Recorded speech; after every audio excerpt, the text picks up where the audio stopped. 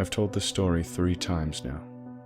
Once to the police, once to a jury, and once to my psychiatrist. This will be the last time I tell it. We've always lived at 423 Stockholm Street, ever since I was a baby. So, there really wasn't ever a time I didn't hear it. And as far back as I can remember, I've always known that there was another room on the other side of my wall. When I was a very young child, I thought he was my friend. I would knock, and he would knock back, though usually more slowly. I would giggle, and he would moan. But as I got older, the noises started to scare me. I slowly realized that he wasn't friendly, and the scratching, moaning, and sporadic knocking started to scare me. I told my parents about it, terrified that one night he would come into my room and kill me. My mother rolled her eyes and told me that the mice were just in the walls. She never listened to me.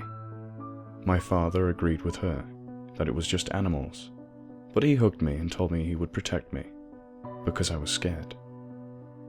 Whenever I'd hear noises, mostly at night, I would scream and my father would come running through the door just a few seconds later to see what was the matter.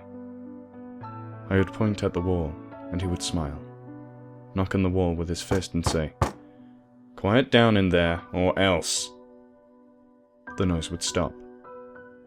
I would smile and my dad would hug me. He was always my protector.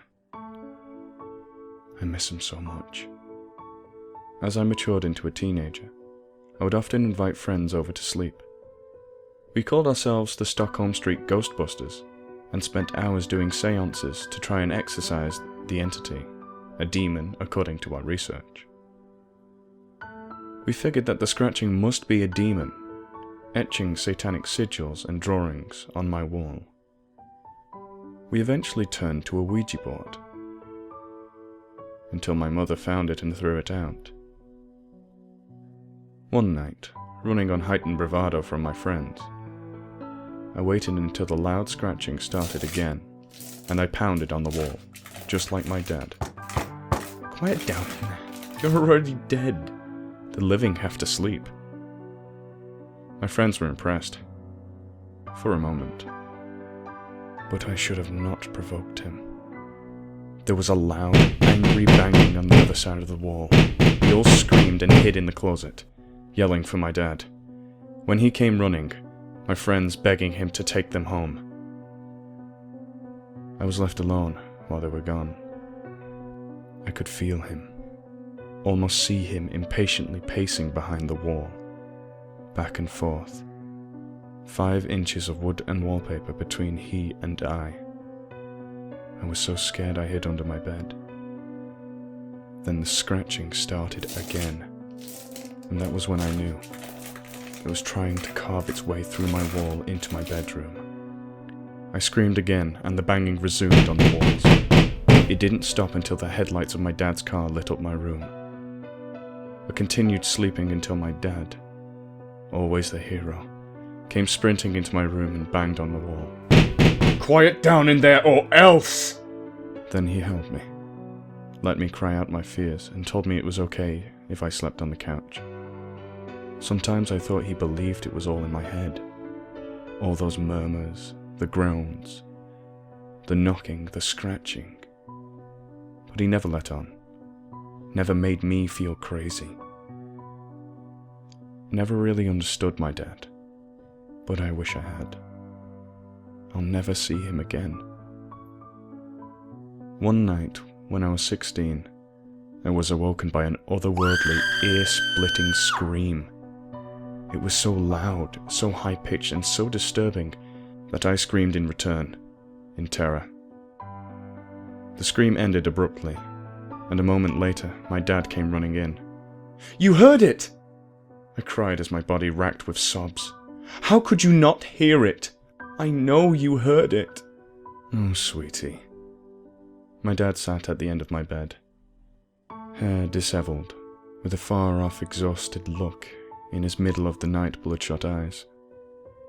Of course I heard it. But it was just an owl. I'm sure of it. We've seen a few in the neighborhood recently. No, Dad, listen to the walls. He nodded, and we sat and listened.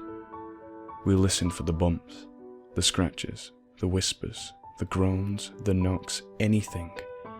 I needed him to know. I needed to prove to him that it wasn't an animal. My dad was my protector and my hero. He should know the entity was there. That he was in there, trying every day to get out. But for what reason, I didn't know. I didn't hear the noises in the wall after that night. Not for a few months. The wall suddenly felt empty, like there was no one there anymore. Perhaps it had left. Perhaps it had been vanquished, or sent back to hell. I rested easy for a while, but in the back of my mind I always knew it would be back. When it did start again, I didn't notice at first. When you've been experiencing something every night for 16 years straight, you tend to automatically catalogue it in your brain as the white noise, and not register or process it at first. I think that's what sealed our doom in the end.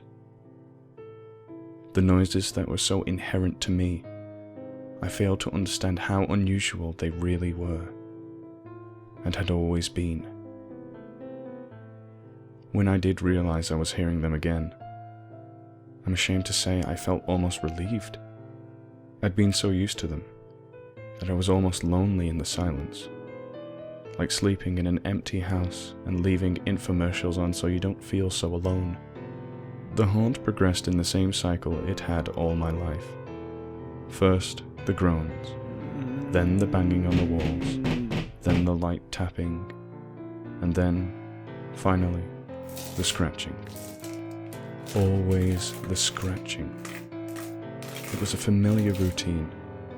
I told my dad about the scratching, about how I thought whatever it was scratching through the wood in my wall was trying to get out. My dad laughed and told me there was 2 inches of solid metal on the other side of the wall, and nothing, not mice, not raccoons, feral cats, or even a ghost could come through my wall. And he should know. He built the house himself. And besides, he assured me he would always be there to protect me. But he wasn't. I slept a little easier for a while. I was moving out in a year, and I knew I could deal with him for another 12 months. I'd already lived with it for 16 years. I grew unconcerned, lazy, and complacent. I ignored the noises, even started to bang back again. I used logic to laugh at the whole thing. Whatever it was, it couldn't come through the wall. If it could have, it would have done so years ago. And I sensed that more than anything else in the world, it wanted out. And since it was still in there, obviously, it was trapped. And I was right. The night it happened is almost a vivid memory I have. I was at my friend's house when my mother called me and told me to come home immediately. This in itself was strange, as my mother barely had even acknowledged me, and never, ever called me. We had almost no interaction. That was left entirely to my dad. I drove the 5 miles back to my neighborhood, but had a hard time getting in. I started to panic as I slowly weaved through all the media vans, police cars, FBI vehicles, and SWAT trucks. I had to walk the last 3 blocks to my own house, and tears rolled down my cheeks as I realized that my street was the epicenter of the melee.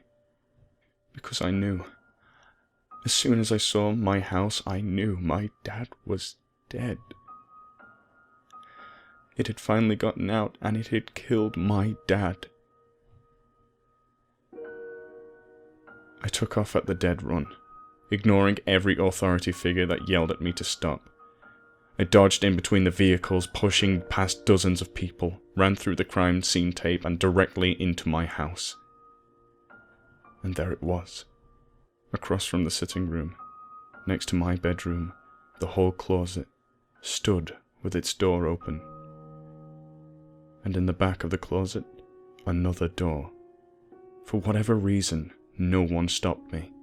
I stumbled into the closet, through it, and out into a room I'd always known was there. But it wasn't what I'd thought it would be.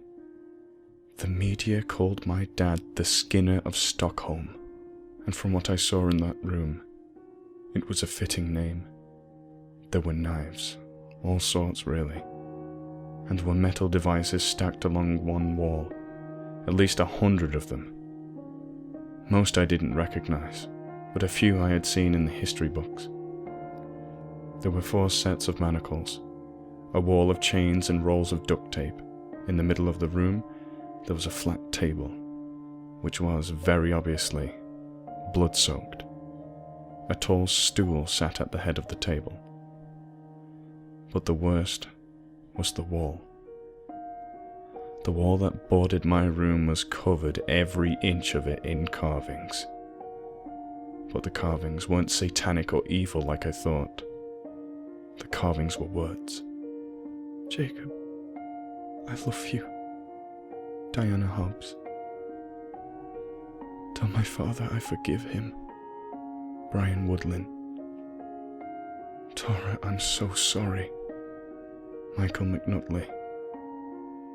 Tell my daughters they were my world. Angela Casterly. According to the evidence file, there were over 60 of these messages. I made myself read every single one. They haunt me every night. While I had spent 10 years tormenting them, they would now forever torment me. Even though I live in a hospital now, I still hear the scratching. Every time I close my eyes, I hear the scratching. I haven't slept in a year, and my doctor says I will die soon. I spend my days watching the news coverage of my father's trial. Yesterday he was sentenced to death. I spend every night staring at the walls. The drugs don't work. Though they try every day, I can never sleep. Never. I always hear the scratching. And I always will.